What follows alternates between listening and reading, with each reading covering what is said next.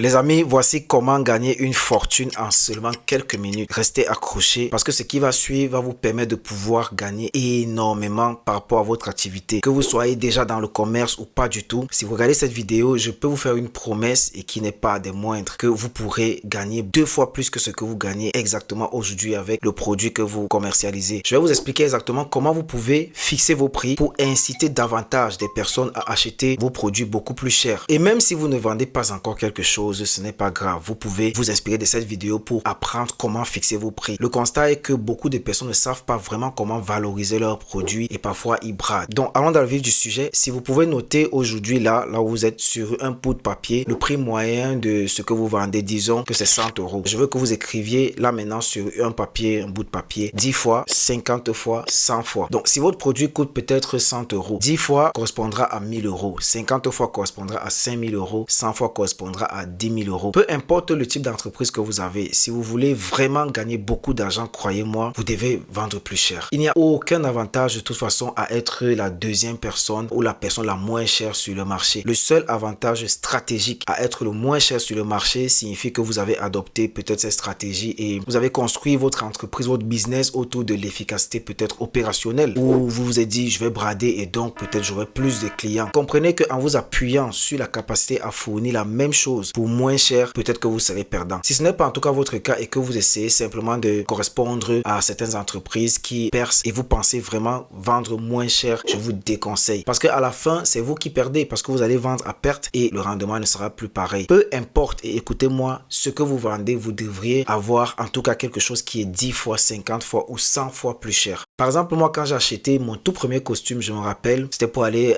au mariage d'un cousin, c'était mon tout premier costume très beau. Je me suis fait accompagner par un ami qui m'avait indiqué une boutique qu'il fréquentait. Et quand on arrive dans le magasin, je vérifie l'étiquette, je vois le prix. Je m'attendais à des prix du genre 100 euros, 200 euros. Mais qu'est-ce que j'ai vu? J'ai vu 1000 euros. Imaginez le choc. Moi, acheter un costume de 1000 euros. Et ce qui est important, c'est que le vendeur a fait quelque chose de super important à un moment. Il m'a fait essayer le costume. Quand j'ai essayé le costume, je me suis senti tellement bien. Et c'est cette impression qu'il voulait me donner. L'impression du waouh, c'est magnifique. Donc, pour ceux qui pensent que facturer moins cher va apporter beaucoup de clients, c'est une grosse erreur. Parce que ce que vous faites, c'est que vous devez ancrer le reste de vos prix par rapport au premier prix que vous avez fixé. Si vous dites par exemple 1000 euros, avant de dire 100 000 euros, forcément la personne va dire c'est plus cher. Faites le contraire et vous-même vous allez voir que ça produit l'effet inverse. Maintenant, parlons un peu de l'autre côté de l'équation. Nous avons donc par exemple l'ancrage des prix et ça c'est à développer dans une prochaine vidéo. L'ancrage des prix c'est quoi? C'est quelque chose que nous mettons dans le subconscient de nos clients en leur présentant quelque chose d'une première manière, c'est-à-dire un premier prix qui a l'air super élevé avant de proposer un prix beaucoup plus bas. Comment organiser par exemple les deux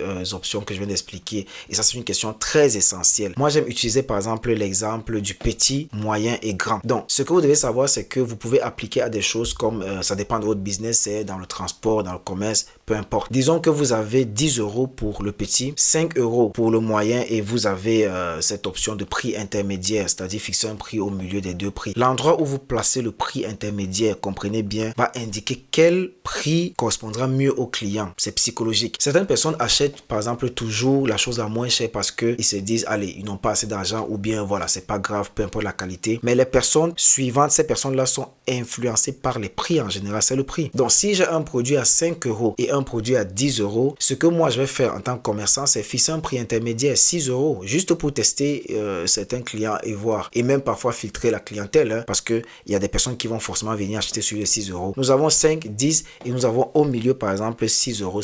Forcément, il y a des gens qui vont aller vers 6,50 euros parce qu'ils se disent ok, j'aurai peut-être la même qualité au meilleur prix. Donc fondamentalement, les gens veulent faire des bonnes affaires. Peu importe, riches, pauvres, ils veulent toujours faire des bonnes affaires et acheter des trucs bon marché au bon prix. Donc pensez à la différence et c'est là où vous pouvez faire du bénéfice. Retenez ceci, le prix est ce que vous payez et la valeur est ce que vous obtenez. L'affaire que vous faites en tant que commerçant, c'est l'écart entre les deux. Lorsque vous vendez quelque chose de cher, la raison pour laquelle quelqu'un ne l'achète pas, en fait, c'est simplement parce qu'il ne comprend pas la valeur de la chose. Puisque s'il comprend la valeur de la chose et s'il croit que vous lui donnez une Ferrari très moins chère, forcément, il va trouver le moyen d'obtenir de l'argent. Donc, je veux faire disparaître cette idée dans nos esprits selon laquelle les gens n'ont pas d'argent. Il y a de l'argent. Tout le monde peut se permettre d'acheter quelque chose s'il comprend la valeur de la chose. Donc, l'idée n'est pas de donner forcément des choses bon marché, mais de fournir une valeur énorme par rapport au prix que vous fixez. Il y a en tout cas certain pourcentage de la population, et ça vous devez retenir, qui aime acheter en tout cas des choses chères. Parfois vous fixez quelque chose d'une grande valeur moins cher et les gens disent c'est pas de bonne qualité parce que eux, plus c'est cher, plus ils veulent acheter. Donc quand vous fixez par exemple un prix et que les gens disent waouh, vous voyez l'expression des gens, ils sont oh c'est hyper cher. Il y a certains magasins qui ont une stratégie hyper bien rodée. Il y a des vendeuses qui vont venir après vous dire ah oui mais il est cher. Par contre il y a des contenants, il y a ceci, il y a cela et voici pourquoi vous devez acheter.